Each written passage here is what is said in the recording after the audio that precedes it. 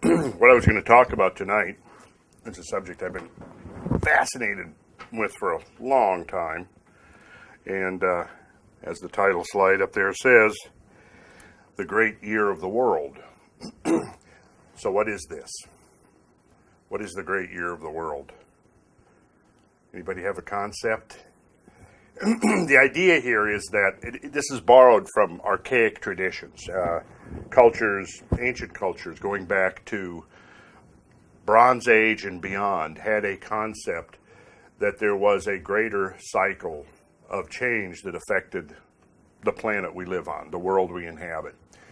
And this term, the great year of the world, is borrowed from mainly from Plato. Plato referred to it as the great year. It's sometimes referred to as the Platonic year, after Plato, who was also very interested in it.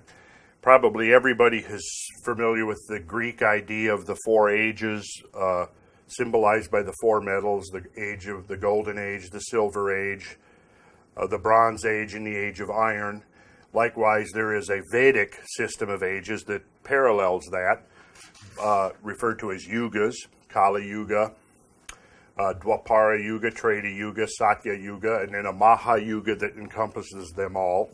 We're going to get into the specifics of that shortly, and how some of the traditions of the great year from the East complement those from the West. Because we find when we go back to some of the oldest religious writings on the planet, we're talking about the Vedas here, primarily, some of the pyramid texts which refer to great sweeping changes playing out over eons of time. A lot of archaic traditions. This is preserved in rituals that were passed down from generation to generation in many different cultures. I'm going to get into some specific examples of that. But basically the idea is based on this concept that the small, the micro, or the human scale is perceivable because it reflects a greater order of reality. That's sort of the concept behind it. And so we know that our lives are governed by cycles. We perhaps aren't as influenced by the cycles of nature as our ancestors were because of, obviously, our advanced scientific and technological civilization has insulated us quite a bit from, we're here now. We wouldn't have been doing this 100 or 150 years ago because we wouldn't have had lights to do it. People went to bed when the sun went down. So our lifestyle has changed considerably because we're living in an advanced industrial scientific society. That has its upside. The downside, perhaps, is that we've kind of gotten out of touch with some of the more natural rhythms, the rhythms that are the manifestations of these cycles. But let me grab my old trusty globe here to basically talk about the cycles that we're very familiar with. The most familiar, I probably should turn it. We're not going to be talking about pole shift tonight. What we call an astronomer would refer to as the diurnal rotation of the Earth on its axis, the daily rotation, which is just simply one 24-hour cycle, just going around. Our clock is based upon this rotation of the Earth. This rotation, this 24-hour rotation of the Earth, is based upon what as a marker point? When we start and we count that 24 hours around, what is it? Well, what actually, for any given location on Earth, when you were going to count a 24-hour cycle, what would be the marker? The sun. The sun. For example, if we were going to take a cycle that if you were on a position on the Earth, turns around in a full cycle relative to a star, would not be the same relative to the sun. They're different by basically 4 minutes. That's that 4 minutes difference that accumulates. So we're talking about a tropical day, which is a day that's measured one cycle of the Earth going around, so that if we were standing outside and we had a meridian line, which is basically, let's see, this position here, due south, I believe, would be perhaps this way. Does anybody know the orientation of where we're at? I usually check it. That's probably east. This is south. Okay, so if we're facing south, imagine that you're facing absolutely south, and you've got a vertical line passing overhead, and then it goes down to the due north. That's the meridian line.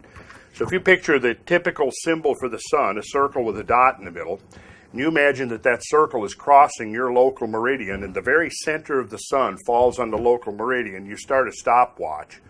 24 hours later, it's going to have returned to that same point. If, by contrast, you're using a star, it's not going to be the same length of day. So that's how we measure our day. And it turns out that 24 hours has a given number of minutes. We multiply the 24 by the 60 minutes, and then we multiply that by get the total number of seconds per day. And while we do it, Cameron, do you know how to operate a calculator? I'm going to pass to this Georgia Tech student. Oh, the Georgia, yeah, it's a good thing we have a Georgia Tech student here. Okay, try this. 24 hours times 60 will give us the number of minutes in a day. 1,440? Okay, now that 1,440, we'll find out, is one of the principal numbers in a canon of sacred numbers that goes back. We find that number in the Bible, several places mentioned. We find it in the Vedas. We find that it was important to the Mayans and for their reckoning of time cycles. We also find that it's important in the measurement of land and space as well as time. Now multiply that by 60 seconds to get the total number of seconds in one solar day. What'd you come up with? 86,400. 86,400. Now that in turn has significance because it's related to a series of numbers that have been traditionally used to measure cosmic time and cosmic space. I'll give you an example. The diameter of the sun is usually taken to be 864,000 miles, measured in miles. The length of the Dwapara Yuga in the ancient Vedic writings was 864,000 years. We could find many examples, and I'm going to show you, if we have time, I'm going to show you more examples of those. We see there that in the Vedas, that number is used to measure a duration of time.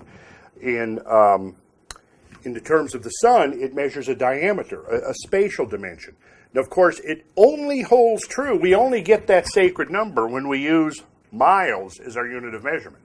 That number would not show up with another unit of measurement, for example, kilometers. Now, there's a reason for that.